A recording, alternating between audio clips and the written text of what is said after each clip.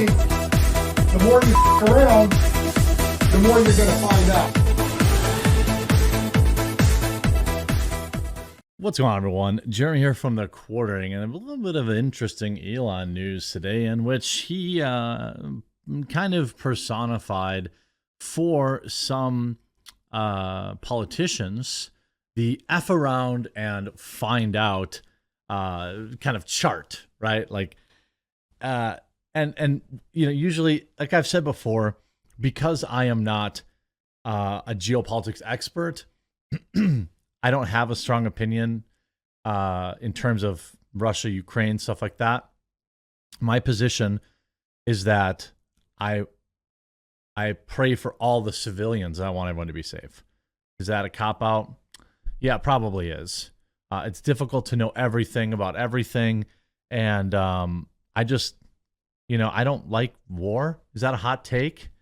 I don't like, you know, my country sending hundreds of billions of dollars to fight proxy wars, which is clearly what this is, in my opinion. But all that stuff aside, I just want people to be safe. And I don't want this to end. And I do want this to end quickly for the civilians, first and foremost.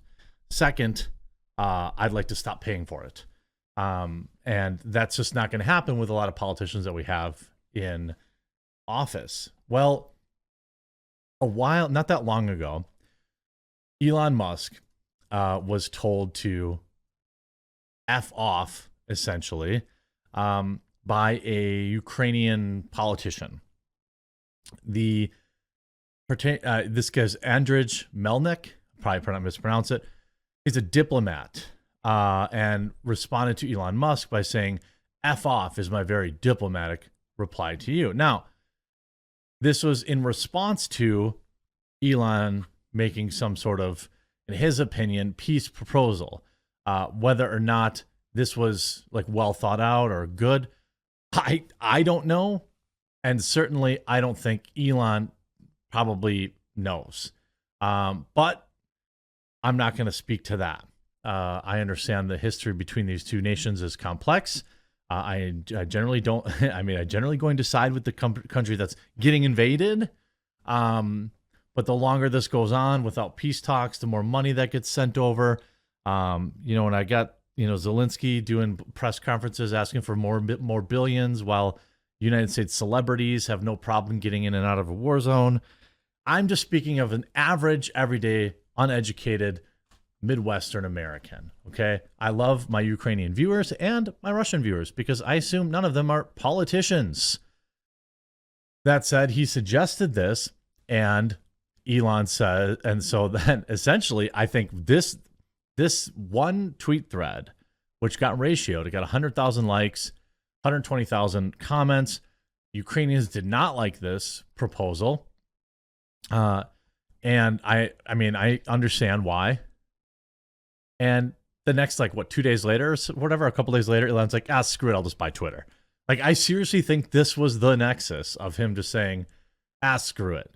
Now, Elon has decided that, hey, we're spending $20 million a month providing free internet to Ukraine as a private company. This is untenable. And I believe that what he's saying is 100% reasonable. Okay. First of all, as a Starlink paying customer, you've got 20,000 units over there using bandwidth, 25,000 units, using bandwidth, and every one of your other customers is getting lower speeds because of it. Selfish? Sure. Fact? Yes. Okay. The Starlink network is already oversold. If you're an actual customer, you know this. I have multiple Starlink dishes tethered together, and I pay a lot of money a month for internet, and not one of those dishes provides consistently what they're supposed to. Okay, it's still leagues better than satellite internet, and it allows this channel to exist, even though I live far away from civilization. But you know, there's that. Starlink is also a private company. Is Lockheed Martin providing anything? You know, the U.S. government is sending, I don't know, $100 billion there at this point now. Why aren't they paying for this? This is essentially tactical internet for their military. Why is Elon Musk supposed to keep paying for that? So Matt Sawyer Merritt writes, SpaceX request is reasonable. Shouldn't expect a private sector company to continue to fund this for free forever. Do Lockheed, Boeing, Northrop, etc., do they work for free? No. SpaceX was generous in donating what they did, and they'll happily continue to manufacture terminals with government money. Meaning like, okay, look, somebody's got to pay for this. Musk says SpaceX can no longer pay for critical satellite services in Ukraine and asked the Pentagon to pick up the tab. By the way, totally reasonable thing to ask. Totally reasonable for SpaceX. I'm like, oh, more government money going to fight wars overseas? Neat. Thanks, Joe Biden. Sure do miss those mean tweets. Hundreds of thousands of people in Ukraine are using Starlink because of Elon, SpaceX, the US, Poland, and many others who work together. There are now over 25,000 terminals in Ukraine. By the way, the retail cost of that, okay, just to give you an idea, those dishes cost retail $500 each. Okay, so that's $12.5 million. Then 25,000 online satellites at $120 a month is $3 million a month. So, okay, by year end, SpaceX donations will have cost them upwards of $120 million. Starlink has been absolutely essential because the Russians have targeted the Ukrainian communications infrastructure, says Dmitry Alpirovich, co-founder of Silverado Policy Accelerator think tank. For those curious, here's a list of the largest United States defense contracts via Bloomberg: Lockheed Martin, Boeing, Raytheon, General Dynamics Corp, Pfizer. Elon then replies, strange that nothing was leaked about our competitors in space launch and communications, Lockheed and Boeing, who got over $60 billion. Wouldn't be surprised to find this particular individual working there when he retires from the DoD. Corruption at its finest. Then Spidey Elon fan writes, could you please tell us how much money SpaceX has spent for maintaining Starlink in Ukraine?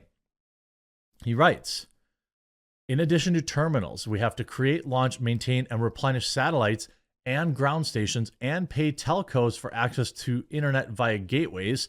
We've also had to defend against cyber attacks and jamming, which is getting harder. Burn is approaching $20 million a month. It's going to be funny when people are saying, oh, this is a bridge too far, paying Elon Musk for paying a private corporation for service, but U.S. citizens can just pay for more drones for them. And again, this may be like Ukrainian viewers may be like, dude, what the heck? I'm just saying, I want it over with and I don't want to pay for it. Okay. I don't think that that's unreasonable. If 2/3 of your paycheck was getting taken by your government and they were sending it overseas to fight proxy wars with other people, you'd agree with me too. Okay.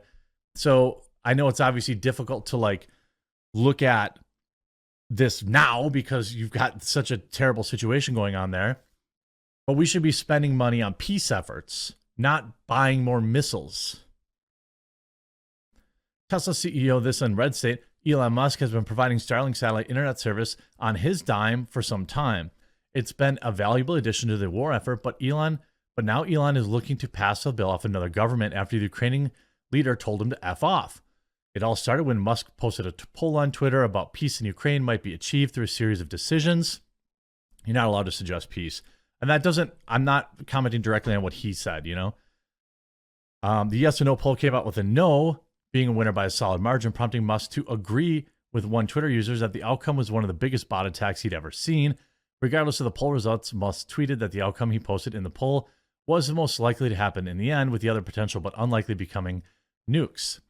Ukrainian leaders had a problem with the poll. Crimea is seen by Western allies as Ukrainian, and Ukraine's inclusion in NATO is something it's pursued heavily since the war started. Well, no kidding. Doi.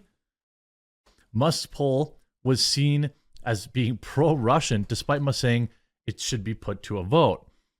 One response to the poll came from Andrzej Melnik, a Ukrainian ambassador to Germany, who was not all that kind. F off is my very diplomatic reply to you. Fast forward to Friday, and Musk has now declared Starlink too expensive to continue giving away for free, fine, and is now asking the Pentagon to foot the bill.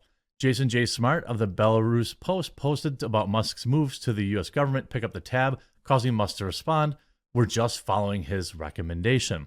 Elon's Starlink says it can no longer afford to give Ukraine free service and asked the Pentagon to pay for it. Starlink had been a game changer in the battle. This comes days after Ukrainian ambassador told him to F off, and he said, "We're just following his communication." Regardless if you're giving someone something integral to war effort for free, the last thing you want to do is insult the man. While Musk isn't taking Starlink offline, it's perfectly fine for him to walk away at any given moment while getting someone else far more concerned to pay for it. Actual diplomacy would have looked a little different than what Melnick did. You'd figure he'd know that as an ambassador. And you see some people here, Jason J, or I thought I had another actual ambassador with like a decent response. Yeah, here's Vice Prime Minister of Ukraine writing, "Definitely Elon Musk is among the world's top private donors supporting Ukraine. Starlink is an essential element of our critical infrastructure." Maybe, and you see a lot of people saying too late. I mean, like, I don't want Ukraine to lose their Starlink either.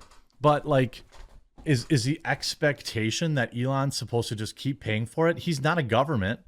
And again, as a paying Starlink customer whose service has definitely dipped since putting another 25,000 satellites online, I'm not pumped about it either. Call me selfish all you want. I'm paying for a service that is now worse because it's over congested. If he was getting paid for this stuff, he could launch more satellites, and he could he could circumvent that by getting more satellites up in the air with the money he would be taking in for all these satellites. Seems like a win-win. I mean, if you're going to buy him drones, then you should be paying for the internet at minimum. But also, maybe don't F around so much and you won't have to find out so hard. A lot of people pointed out that this was pretty entitled to just expect free internet to go on for free forever. And somebody's got to pay for it. And I don't expect Elon to do so. I hope you enjoyed this video. We'll talk to you again real soon.